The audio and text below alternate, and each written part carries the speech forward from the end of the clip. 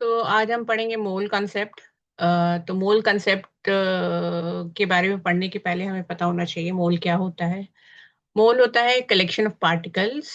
ये पार्टिकल्स कोई भी हो सकता है, it may be atom, molecule और आयंस, है ना। एटम्स भी हो सकते हैं, मॉलिक्यूल्स भी हो सकते हैं, आयंस भी हो सकते हैं, और इनका नंबर होता है equal to 6.022 into 10⁻23 atoms, molecules और आयंस। और इसी को हम बोलते हैं एवोग्रेडो नंबर, और केमिस्ट्री में रिप्रेजेंट करते हैं कैपिटल एन से। ठीक है, तो ये हुआ हमारा मोल। तो मोल क्या है? मोल है कलेक्शन ऑफ पार्टिकल्स जिसका नंबर है इक्वल टू 6.022, या कुछ बुक्स में 6.023 भी लिखा होता है, इंटू 10⁻23 पार्टिकल्स। अब मोल की कहानी समझने के पहले हमको कुछ जरूरी चीजें समझनी जरूरी हैं, जैसे कि है जैसे कि आपके पास एक कार्बन एटम, तो कार्बन एटम में होते हैं, हम सभी को पता है कार्बन एटम में होते हैं,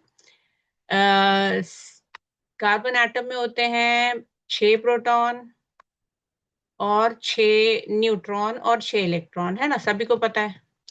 6 प्रोटॉन, 6 न्यूट्रॉन, 6 इलेक्ट्रॉन। तो अगर मैं पूछूं कि एक कार्बन एटम का मास कितना होगा, तो आप बोलेंगे कि हम इन तीनों के मासेस को ऐड कर देते हैं। जैसे कि क्या?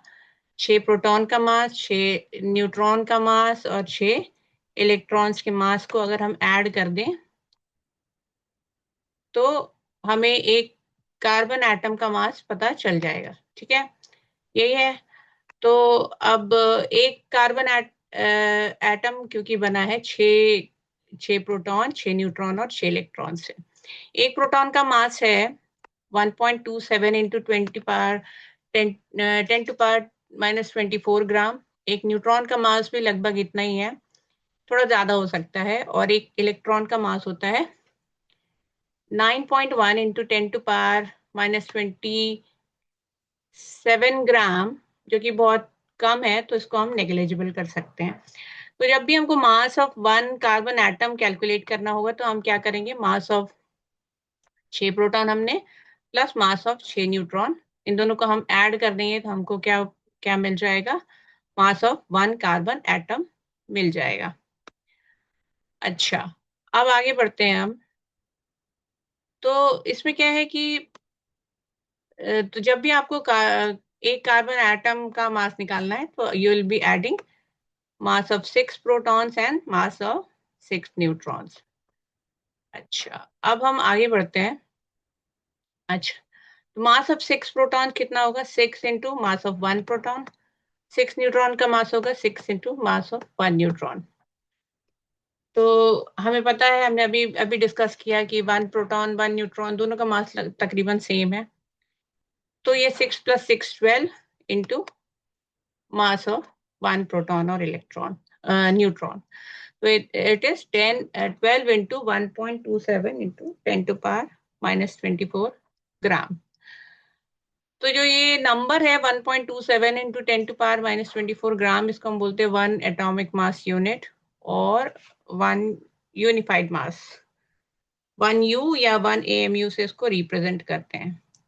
तो mass of one carbon atom क्या हुआ? 12 AMU और 12U। और एक U या एक AMU क्या होगा? 1/12 of the mass of carbon 12 atom. Okay, तो अभी तक हमारा क्या हुआ? क्लियर हो गया है कि एक AMU क्या होता है, कि 1/12 of the mass of carbon 12 atom. Okay, चलिए आगे बढ़ते हैं।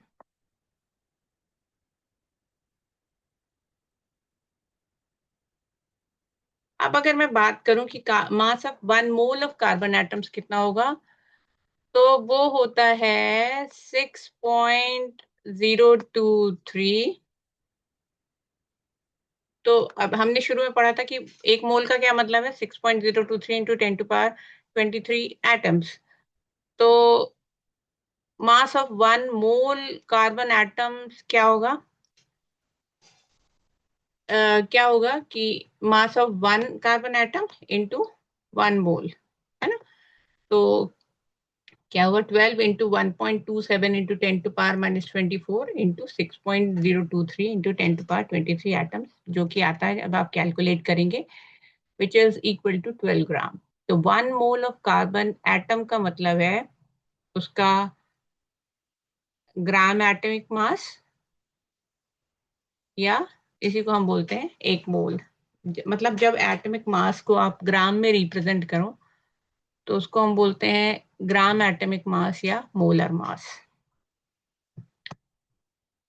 ठीक है, आगे बढ़ते हैं। अब ऐसे ही हम अगर कैलकुलेट करें मास ऑफ 1 ऑक्सीजन एटम, तो ऑक्सीजन एटम में होते हैं 8 प्रोटॉन और 8 न्यूट्रॉन। 8 + 8 16 इंटू एक प्रोटॉन या न्यूट्रॉन का मास कितना होता है 1.27 into 10⁻⁻24 gram, which is 1 AMU। तो mass of 1 oxygen atom is 16 AMU। ऐसे ही है मास of 1 mole of oxygen atom, तो 1 मोल मतलब 6.023 इंटू 10⁻23 पार्टिकल, जो कि हमने प्रूव कर दिया है, that is equal to its gram atomic mass. तो वो होगा 16 ग्राम। इसको हम बोलते हैं ग्राम एटॉमिक मास या मोलर मास। तो अभी हमने जैसे मोल की डेफिनेशन में पढ़ा था कि mole is the collection of particles, है ना। तो एक मोल अगर मैं बोलूं, एक मोल एटम मतलब 6.023 इंटू 10⁻23 एटम्स, या 6.023 इंटू 10। अगर मैं मॉलिक्यूल, एक मोल मॉलिक्यूल की बात करूं, तो वो 6.023 इंटू 10⁻23 मॉलिक्यूल्स होगा। अब अगर मैं आपको निकालना है मास of 1 mole of carbon dioxide molecules, तो वो क्या होगा कि, तो कार्बन डाइऑक्साइड में एक एक कार्बन का एटम है और 2 ऑक्सीजन के एटम्स हैं। तो 12 इंटू वन प्लस 2 इंटू 16, ये कितना आया 44 ग्राम। तो mass of 1 mole of carbon dioxide molecules कितना होता है 44 ग्राम। ठीक है, अब मेरा क्वेश्चन है, एक दो क्वेश्चन हम ट्राई कर लेते हैं। ये मेरा क्वेश्चन है कि 24 ग्राम में कार्बन के कितने मोल होंगे, है ना। तो हमें पता है कि 12 ग्राम में कार्बन के का 1 मोल होता है, तो 24 ग्राम में 2 मोल होंगे, सिंपल। तो समराइज कर दें हम कि मोल क्या है, मोल है कलेक्शन ऑफ पार्टिकल्स, इसका वैल्यू है 6.022 इंटू 10⁻23 पार्टिकल्स है, और ये है equal to gram atomic mass of the element. अच्छा, अब ये तो हो गई, हमने एटम्स और मॉलिक्यूल्स की बात कर ली है। अब अगर हम वॉल्यूम की बात करें, तो मोल, एक मोल का मतलब है in terms of molecule, in terms of volume एक मोल का मतलब है 22.4 litres of gas at NTP। ये समझने के लिए आप एक क्वेश्चन देखिए कि अगर मैंने क्वेश्चन दिया calculate the volume at NTP occupied by 14 gram of nitrogen, तो इसको हम कैसे करेंगे कैलकुलेट। तो मोलर मास ऑफ नाइट्रोजन क्या है 28 ग्राम है, ये हमको पता है। तो 1 मोल कोई भी गैस कितना वॉल्यूम ऑक्यूपाई करती है, मैंने पहले बताया 22.4 लीटर्स। तो 1 मोल मतलब 28 ग्राम, तो 28 ग्राम नाइट्रोजन जो ऑक्यूपाई करती है वो है 22.4 लीटर्स। तो 14 ग्राम कितना ऑक्यूपाई करेगी, कैलकुलेट करेंगे तो आपका आएगा 11.2 लीटर्स। एक और क्वेश्चन देखते हैं। Calculate the number of moles in 392 gram of H2SO4 sulphuric acid. Sulphuric acid जो बना है वो है, उसमें 2 atom of hydrogen, 1 atom of sulphur and 4 atoms of 4 atoms of, sorry ये 1 एटम है, एंड 4 एटम्स ऑफ ऑक्सीजन। तो इन सबको हम ऐड करेंगे तो ये आता 98 ग्राम। तो 98 ग्राम मतलब 1 मोल ऑफ सल्फ्यूरिक एसिड।